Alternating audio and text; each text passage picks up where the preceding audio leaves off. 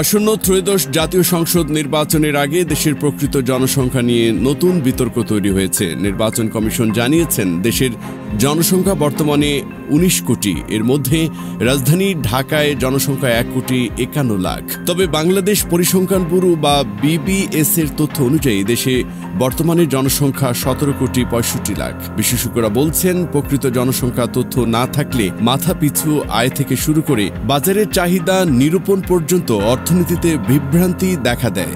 ইউএনএফপিএও ১৭,৫৭,০০,০০০ জনসংখ্যা প্রকাশ করেছে। নির্বাচন কমিশন জানায়, তাদের ভোটার তালিকা হালনাগাদ করা হয়েছে বাড়ি বাড়ি গিয়ে। এর ফলে প্রবাসী ও নতুন ভোটারদেরও অন্তর্ভুক্ত করা হয়েছে। এর ফলে বিপিএস ও কমিশনের তথ্যের মধ্যে ফারাক দেখা যাচ্ছে। বিশেষজ্ঞরা আন্তঃসংস্থা সমন্বয়ের মাধ্যমে সঠিক ও বিশ্বাসযোগ্য জনসংখ্যার পরিসংখ্যান প্রকাশের আহ্বান জানিয়েছেন।